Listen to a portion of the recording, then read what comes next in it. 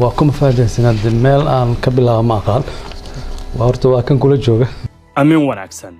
حلك سواء يكوت هاي الهان تيمبا جيلن ميديا وحيدي هيسا ورئيسي دفيا نادرة ورئيسي يوجوه الرئيه أو بحيو شخصي يوجوه هذا الحين تبنى سياسة الصومالي دا سنوين كلا صور دافاي waraysigan oo xambaarsan xogo xasaasiya iyo ka warramida dhacdooyinkii dalka soo maray sanooyinkii la soo dhaafay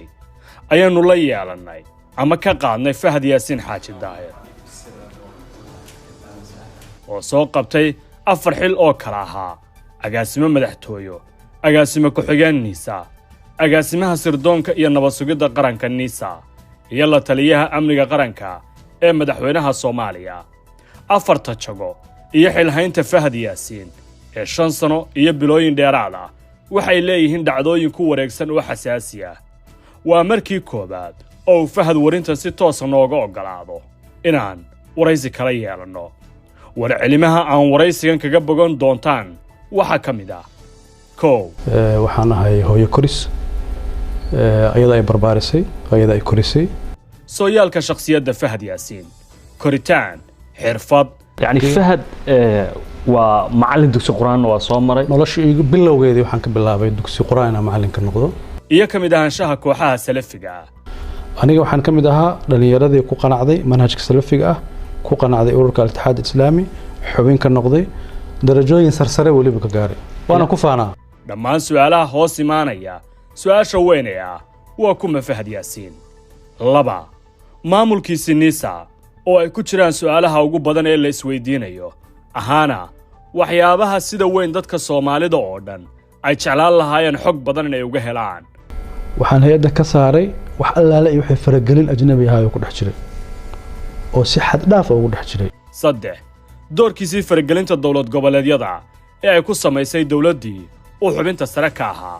ayna u horeysay Jubbaland dhacdooyinkii qarsoonaa ee Axmed Madoobe iyo dawladda federaalka ee Soomaaliya dhexmaray hatta waxaan gaaray inaan ku iraahdo iyadoo mas'uuliyiin Kenya fadhiyaan Axmed Madoobe u sheega madaxweynaha ugu farmaajo waaye ma aha madaxweynaha Kenya muxuu Fahad ka og yahay waanuna ka warsan doonaa maanta waxaan aaminsanahay Jubbaland Puntland inay ku khasaartay xiriirka Jubbaland la samaystay waagaas 4 warinta kiiska sargaalad Ikraan Tahliil Faarax waa markii koobaad ee Fahad kiiskan furo ka hadalkiisa Ikraan waa aqaanaa ayadana aqaanaa qoyskeedana aqaanaa hooyada ma aqaanaa familkeedana aqaanaa xogo xasaasiyana waa uu noo sheegay waan idin haynaa ra'iisul wasaaraha Soomaaliya wuxuu sheegay inuu og yahay dadkii dilka dambe ashii waa runtiisa aan mareena oo ogyahay waa runtiis 5 ruraanshaha isku milanka hay'adda nabad sugidda iyo sirdoonka Soomaaliya ee NISA iyo kooxda argagixiso ee al-Shabaab 6 NISA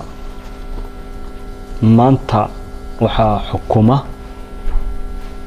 mahadsalaad waa maxay aragtida madaxweyne xasan sheekh maxamuudna mahadsalaad aqoon ma laha ma yaqaano hadduu aqoon lahaana uma magacaabeen muxuu og yahay oo gaar ah oo waraysiga uu ku sheegay waxaan rabaa inaan kuu sheego sargaalka nabad sugidda Soomaaliya ka tirsan ee sir qaran la wadaaga taliyaha cusub ee la magacaabay waa qof sirtii qaranka u dhiibaya qofkii laga ilaalinay 7 dhalinyaro Soomaaliyeed ama askar hadba sidaa doonto ugu yeer ayaa laga qaaday Soomaaliya la geeyay Eritrea maxaa xog ka hayaa Fahad Yaasiin hal askari oo ciidanka dawladda Soomaaliyeed ay u dirtay Eritrea oo tababarka military u aaday hal askari oo ka qayb galay ma jiro dhammaan su'aalo waaweyn oo la xiriira malafkaas ayaanu yana weydiinay 8 haddii laga guuleystay madaxweyne Farmaajo Fahad oo saaxiibkiis ahaa iyo isaguna ay bannaan joog yihiin maanta dawladda Qatar oo saameyn xoogan ku lahayd Soomaaliya saaxiibna la ahayd Fahad Yaasiin xiriirkoodu ma sii jiri doonaa Fahad iyo Qatarse maxay tahay dunta isku xirtaa Fahad institution ma aha hay'ad ma aha qof baa hadda maxay la soo xiriirayaan dawladda Soomaaliya madax ka 9 shantii sano ee la soo dhaafay siyaasadda arrimaha dibadda ee Soomaaliya gaar ahaan saameynteeda gobolka ma dalal kooban ayay u xirnayd oo lagu raali galiyay dal hay'adna masuuliyadeed baa indhow ah jiritaankeeda mas'uul u ah muuqaalkeeda u ah 10 maxay tahay qisada Fahad Yaasiin iyo Djibouti